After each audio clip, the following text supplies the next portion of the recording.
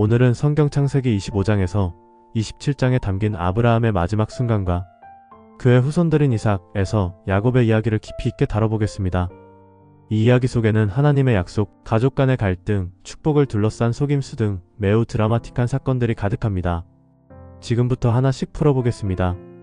먼저 아브라함의 마지막 이야기를 살펴봅니다. 아브라함은 노년의 후처 그두라와 새로운 삶을 시작하며 자녀들을 더 얻었습니다. 그는 175세의 나이에 세상을 떠났고 사랑했던 아내 사라가 묻힌 막벨라 굴에 함께 장사되었습니다. 아브라함의 삶은 끝났지만 하나님의 약속은 그의 아들 이삭을 통해 계속 이어졌습니다. 하나님은 이삭에게 복을 주어 그의 가문이 번성하도록 하셨습니다. 이삭은 리브가와 결혼했지만 자녀가 생기지 않아 20년 동안 하나님께 간절히 기도했습니다. 하나님은 그의 기도를 들으시고 리브가에게 쌍둥이를 허락하셨습니다. 그러나 태중에 있던 두 아들이 서로 다투는 듯한 움직임을 보였고 리브가는 하나님께 그 뜻을 물었습니다. 하나님은 큰아들이 작은아들을 섬기게 될 것이라는 예언을 주셨습니다. 리브가는 두 아들 에서와 야곱을 낳았습니다. 에서는 몸이 붉고 털이 많은 거친 사냥꾼이었고 야곱은 조용하고 집안에 머무는 성향이었습니다. 이 두 형제는 성격만큼이나 서로 다른 운명을 걷게 될 것을 예고하고 있었습니다. 에서와 야곱의 갈등은 어린 시절부터 시작됩니다. 어느 날 에서가 사냥에서 돌아와 허기진 상태에서 야곱이 끓이던 팥죽 냄새를 맡게 됩니다. 에서는 배고픔을 참지 못하고 팥죽을 달라고 했고 야곱은 장자권을 자신에게 넘기라는 조건을 내걸었습니다. 에서는 순간의 배고픔에 장자권의 가치를 깨닫지 못하고 팥죽 한 그릇에 장자권을 넘겨버립니다. 한편 가나안 땅에 기근이 닥치자 이삭은 가족을 데리고 블레셋의 그랄로 이동했습니다. 하나님은 이삭에게 애굽으로 내려가지 말고 이 땅에 머물라고 말씀하셨고 이삭은 하나님의 명령에 순종했습니다. 그러나 이삭은 아버지 아브라함이 그랬던 것처럼 아내 리브가를 누이라고 속이는 실수를 저질렀습니다.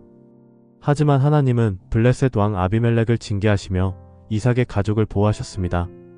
이삭은 그곳에서 농사를 지어 100배의 수확을 거두며 크게 번영했습니다. 그러나 그의 성공을 시기한 블레셋 사람들이 우물들을 메우며 방해하기 시작했습니다.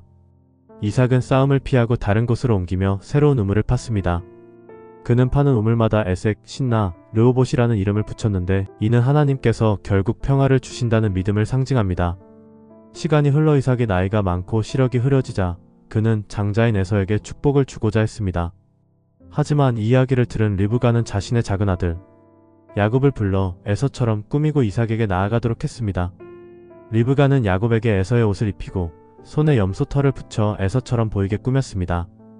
야곱은 리브가가 준비한 음식을 가지고 이삭에게 갔고 이삭은 손으로 만져보고 냄새를 맡아 야곱을 에서로 착각했습니다. 결국 이삭은 야곱에게 장자의 축복을 내렸습니다. 잠시 후 진짜 에서가 사냥에서 돌아와 축복을 요청했을 때 진실을 알게 된 이삭은 깜짝 놀랐습니다. 에서는 통곡하며 남은 축복이라도 달라고 요청했지만 이미 축복은 야곱에게 돌아간 상태였습니다. 에서의 분노는 커져만 갔고 그는 야곱을 죽이겠다고 결심했습니다. 이를 알게 된 리브가는 야곱을 하란에 있는 자신의 오빠 라반의 집으로 도망치겠습니다. 이 이야기는 단순히 가족 간의 갈등이 아니라 하나님의 계획 속에서 인간의 약점과 실수를 통해도 하나님의 뜻이 이루어짐을 보여줍니다. 야곱과 에서의 이야기를 통해 우리는 하나님의 섭리와 인간의 선택에 얼마나 긴밀히 얽혀 있는지 알 수 있습니다.